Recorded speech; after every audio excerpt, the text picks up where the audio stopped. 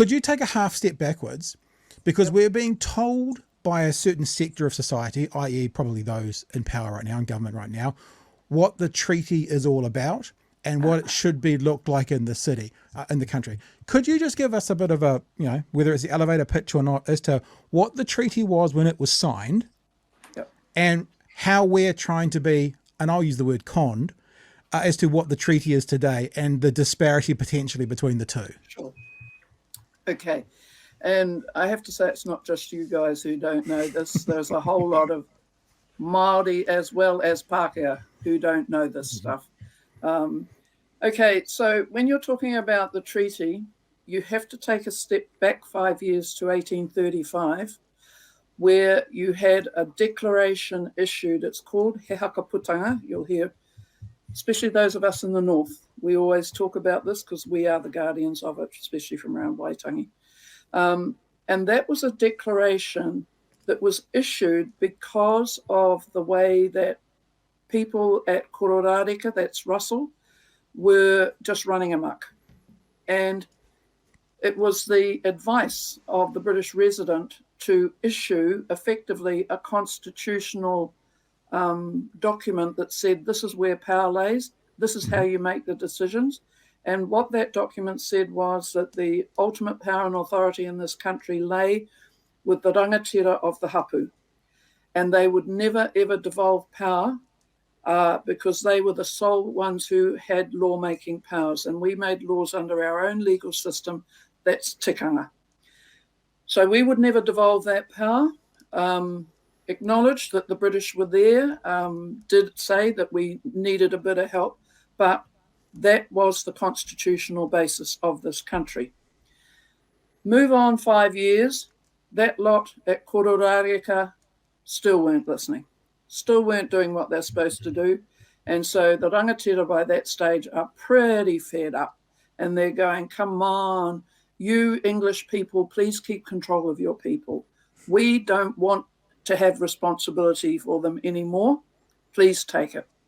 And so the Queen of England agreed that she would take responsibility for her Pākehā, what we call Pākehā, but the British immigrants who are coming in here, the ones who are here already and those yet to come, she would make sure that they stop their lawlessness. And that's quite clear in Te Tiriti.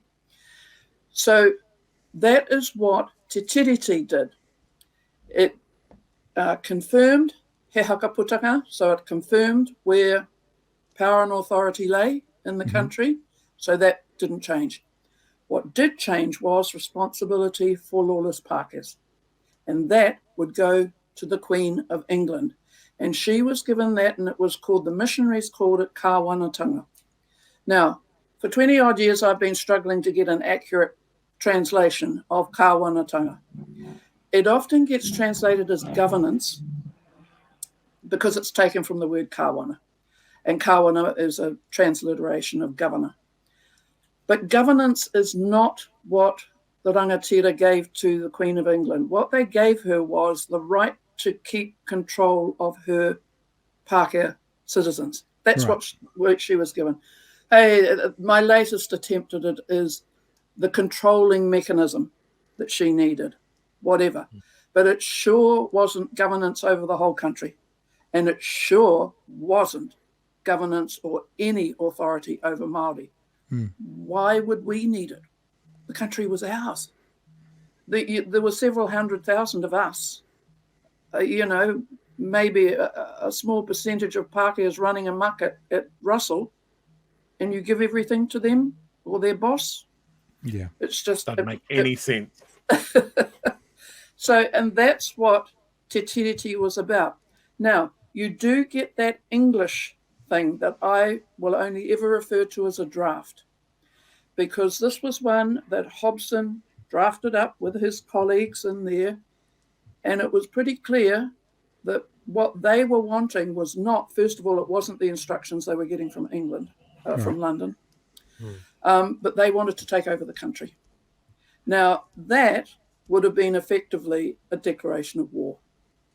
And because there is no way in the world that rangatira were going to do that. And the missionaries knew that.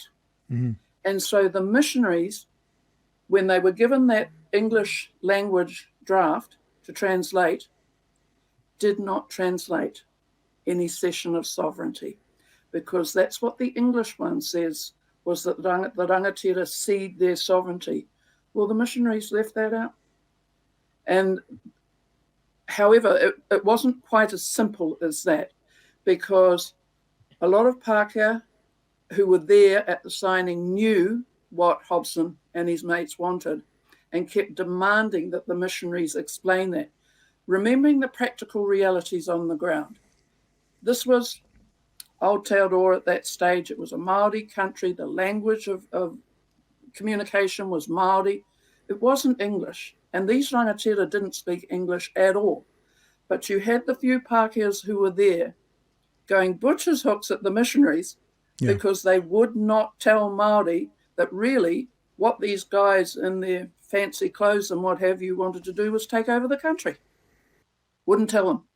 And so the rangatira, because they'd already picked this up, they deliberately questioned the missionaries and said, have you come here to take over our country, steal our land, da-da-da-da? And the missionaries said, no, that is not what this treaty is. Read the treaty. It has nothing in there about that. All it does is confirm he Whakaputanga and give responsibility for those lawless people over there to the Queen of England. Can I ask a really dumb question? A really, really dumb question. Did the chiefs sign the Maori version, Te Tiriti, or did they sign the English version? They signed the Maori one because that's the one that was read to them. So why are we even talking about the English one? That's not the signed contract. Exactly. And that's why I have said it's a draft only. It never made it through to, the signing. Now, you need to be careful about that, because in Waikato Heads and in the Manukau, the English draft did make it down there. I think it went because it was going with missionaries, and so missionaries were given the English draft, but they were also given the Māori one because they had to read the Māori one. It was useless. It was pointless trying to read out the English one. Nobody understood it. Yeah.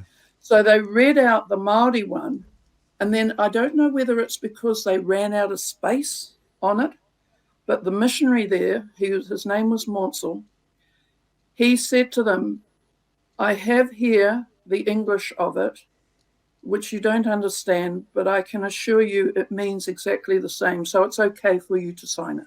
Right. So 37 rangatira signed it there on the assurance that it was exactly the same as the other. Now, I don't know whether Monsell's Māori was just not good enough for him to understand that there was a major difference between the two, or what it was. But what the descendants say is that Monsell was a person they trusted and had no reason to believe that he would have lied to them, basically. Yeah. And I don't know that he necessarily lied.